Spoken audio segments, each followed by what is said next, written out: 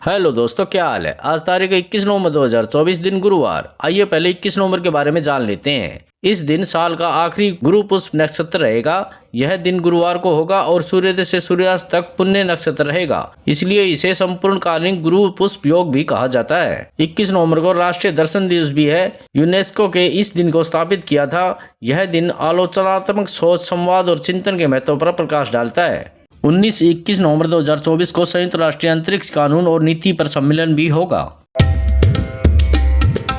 Pneumonia संक्रमण को खत्म करने के लिए भारत ने एक एंटीबायोटिक बनाई है। केंद्रीय औषधि मानक नियंत्रण संगठन ने वयस्कों में इस्तेमाल करने की सिफारिश की है। लंबे समय के बाद भारत ने निमोनिया नामक संक्रमण को तोड़ खोज निकाला है। वैज्ञानिकों ने पहली स्वदेशी एंटीबायोटिक दवा तैयार की है, जिसकी 3 दिन में 3 अलग अलग खुराक से संक्रमण कम किया जा सकता है। इस दवा के वैक्सीनिकल परीक्षण परिणामों की समीक्षा के बाद केंद्रीय औषधि नामक नियंत्रण संगठन की विशेषज्ञ समिति ने वयस्कों में इस्तेमाल करने की सिफारिश की है। सुप्रीम कोर्ट ने एक अहम फैसले में कहा, सेवानिवृत्त कर्मचारी पर अनुशासनात्मक कार्रवाई नहीं की जा सकती। अदालत ने कहा कि विभागीय कार्रवाई कारण बताओ नोटिस नहीं, बल्कि आरोप पत्र जारी होने के बाद शुरू होती है। सुप्रीम कोर्ट ने मंगलवार को कहा कि अगर कोई कर्मचारी सेवानिवृत्ति की आयु प्राप्त करने या सेवा से विस्तारित अवधि के बाद सेवानिवृत्त हो जाता है तो उसके खिलाफ कोई अनुशासनात्मक कार्रवाई नहीं की जा सकती। शीर्ष कोर्ट ने इसके साथ झारखंड हाईकोर्ट के उस फैसले के खिलाफ भारतीय स्टेट बैंक की याचिका को खारिज कर दिया, जिसमें नवीन कुमार सिन्हा के खिलाफ जारी बर्खास्तगी आदेश को रद्द कर दिया गया था।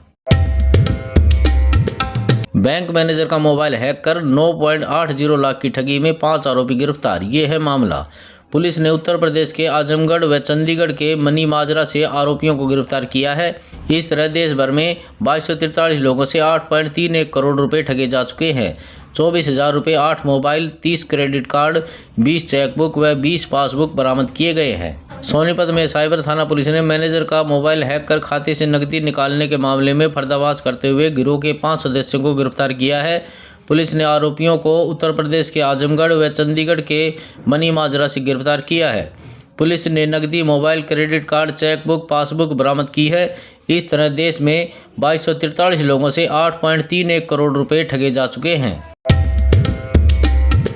सुप्रीम कोर्ट ने मंगलवार को हरियाणा सरकार की उस अपील को खारिज कर दिया जिसमें पंजाब और हरियाणा उच्च न्यायालय के आदेश को चुनौती दी गई थी। सुप्रीम कोर्ट ने कहा कि सरकार को प्रतिकूल कब्जे के जरिए निजी संपत्ति पर कब्जा करने की अनुमति देने से नागरिक के संवैधानिक अधिकार कमजोर हो जाएंगे और सरकार के प्रति जनता का विश्वास भी घटेगा।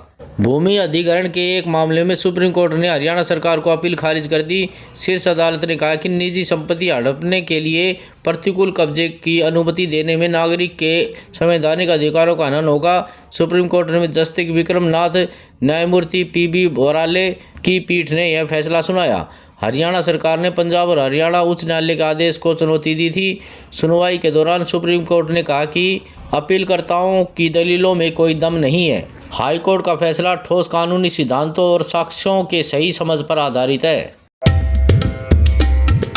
दुनिया भर में 2014 से 2016 के अल नीनो के बाद से मीठे पानी का स्तर लगातार कम हो रहा है और अधिक पानी जल वाष्प के रूप में वायुमंडल में जमा है।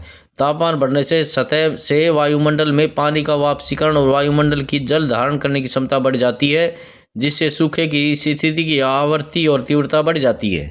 सूखे के समय सिंचाई की जाने वाली खेती में बढ़ोतरी के साथ साथ खेतों और शहरों को भूजल पर अधिक निर्भर रहने के कारण भूमिगत जल आपूर्ति में गिरावट का चक्कर शुरू हो जाता है।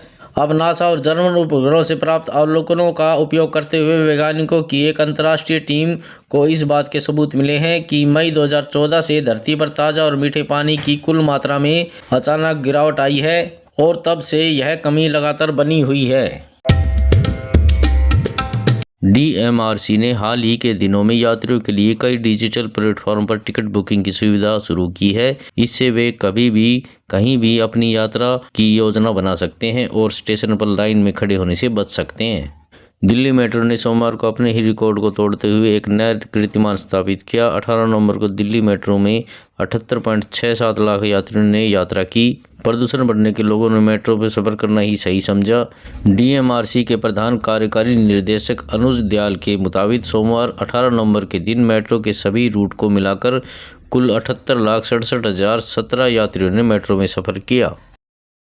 आज समाचारों में बस इतना ही। कल मिलते हैं नई खबरों के साथ, तब तक के लिए नमस्कार।